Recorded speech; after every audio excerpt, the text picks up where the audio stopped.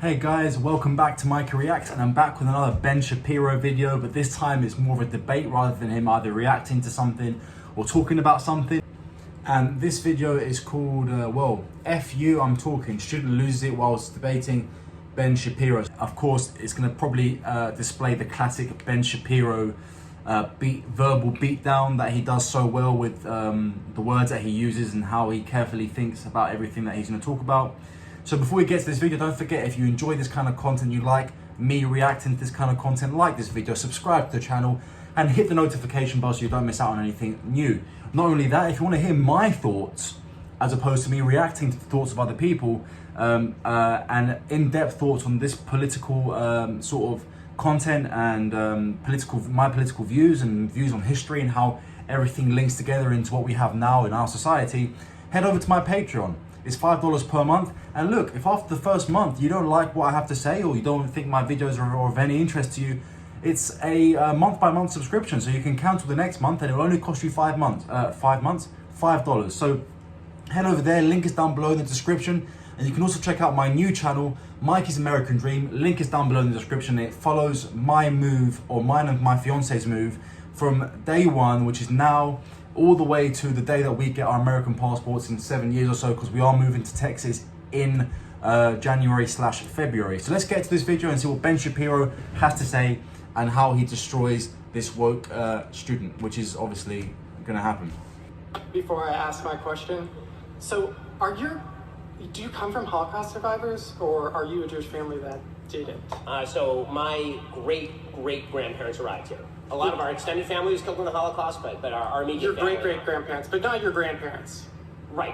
Oh, do you have friends whose grandparents were Holocaust survivors or anything like that? Of course, many of them. Yeah, I've helped write memoirs of Holocaust survivors. Yeah. Their families are kind of messed up, right? Like, my family is very messed up. I mean, if you go through a trauma like the Holocaust, they teach that trauma between generations. You know what I mean? Well, I mean, trauma very often in a lot of circumstances is passed down. I mean, I know some kids of Holocaust survivors who are now fantastic and some who didn't. I mean, Yeah. Okay, so you are officially woke. That is what wokeness is about. It's like, people's grandparents or their great-grandparents were slaves. Well, it's okay. No, it's okay. Fuck you, I'm talking! Oh. Easy way to lose a debate, easy way to lose an argument is by swearing at people and calling them names. It means that your content is lacking so much substance that you must insult and belittle. I actually want to hear. I want to hear. No, it's okay. I want to hear. Let's at least hear the argument. Let's hear it. Let's hear it. Go. What? He wants to hear me? I do want to hear it. It's fine. Let him go. Let's hear it. Come on. I'm just thinking So explain how that's woke. So, I mean, the whole thing is like, let's see. So during... By the way, you can tell by the way people speak and the way their hand gestures are. So this guy isn't actually as comfortable as he's showing he is. He's got his hand in his pocket. That's one. And you can also tell by people when they speak like this and they speak like this, you can tell a lot about that person, if you know what I mean. Silent Cal, Calvin Coolidge's administration. Do you know about like the Great Mississippi Flood back in the 1930s? I understand that American history is filled with racial evil. Yeah. And that causes some intergenerational trauma, which affects people's ability to be effective, things like that. Fine. So let me ask you a question. Yeah. Why? So if the idea is that history has consequences, of course that's true. That's not wokeness. Yeah. That is not wokeness. What wokeness suggests is that fundamental institutions in American society it doesn't. Yes, it does. I ran Elizabeth Warren's campaign. I helped organize her volunteers around here. Oh, that big mistake. First of all, shouldn't have said that. No one's gonna like that. I am a representative of wokeness, well, and that's just, this is all it is. Well, when I went to go get my first tattoo, the guy had lightning bolts and 88s tattooed on his neck. And as a Jewish person, that's really messed up. It's based... I'm pretty sure Jews can't get tattoos. a threat. There are racist people who exist. The argument that you're making, and I'm going to close with this because this is going in weird directions, and I don't really want to. No, it's not. I don't really want to. Just hold up a second. I let you get out your arguments, and now it's time for me to respond. Should I let you say? Okay, I'll let you respond, but no, not but. Now's my turn. You are not characterizing what I'm saying accurately. Now it's my turn. You're. Let him talk. You can't give an argument, ask a question, whatever it may be, and not allow for a response. That's really, really poor debating. And actually, you're showing that you have a predetermined assumption of what the person's going to argue, which you can with Ben. And obviously, this guy is being provocative for a reason. But anyway. Your definition is inaccurate. The reason your definition is inaccurate is because any sentient human being would acknowledge that history has consequences. Right. But if the idea is, but that's not what wokeism is. Wokeism is a different thing. Wokeism suggests that all inequalities of today are attributable to not only historic injustices, but also continuing injustices in the now, and that all disparity is attributable to discrimination. Like that, not just that. Conservative is the only person. I want to know why. Why is it that conservatives are the only people who define it like that? Why are conservatives the only people? Because you guys keep going on about institutional racism existing now, etc., blah, blah, blah. That's the reason why people are poor and there is racial inequality, injustice, whatever it may be. If you said a lot of these things are caused by history, I still don't agree with you to a certain extent, because there's been 100 years where one may be able to say that, there's been a civil rights movement, racism really isn't a thing anymore. People can, in 2 generations, change their entire lives and change their entire outlook on society. That hasn't happened. Okay, so we're gonna have to stop here because this is going nowhere. But what's up? I'm gonna have to stop with this with you because this is going nowhere. All I'm going to say is this. I just am trying to understand your perspective. Just one more second. On a fundamental level, you're shifting definitions to avoid the consequences of your own argument. And if the idea is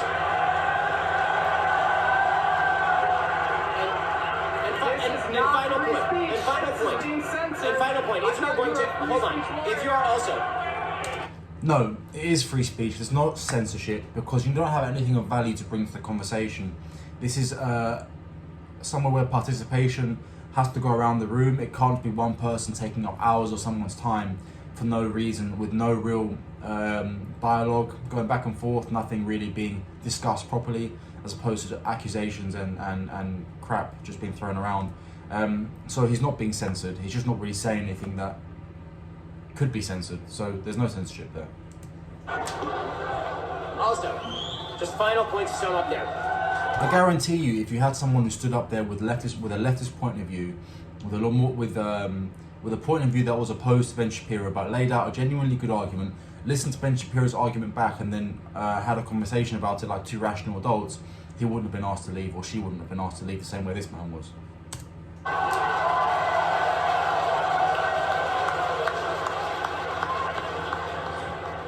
Final point to say. I can follow that. Yeah, I just want to make, honestly, I want to make one final point to sum up there. If the idea is that traumas of the past invariably bleed down into the present, that does not explain why certain groups that have been historically not only marginalized but slaughtered in mass genocide are some of the most successful groups in our society. So if the Jews, yes, because they breed a culture of success. It's passed down from the parents, the importance of education, the importance of working hard, the importance of studying, the importance of going to apprenticeship programs, the importance of going to the best universities. That is passed down from their parents. So it's a cultural thing within the 4 walls of your house. It's not because of historical oppression. Realistically speaking, the Jews have been oppressed more than pretty much anyone in the world. They were displaced from their own homeland. They were killed in masses in Europe in the 40s. There was anti-Semitism all around the globe, not just in Germany during that time. There's anti-Semitism around the globe now, genuine anti-Semitism around the globe now. Yet they still prosper and continue to improve their lives and make sure their children have better lives than they did. It's cultural. It happens within the 4 walls of your house. It's the way your parents teach you.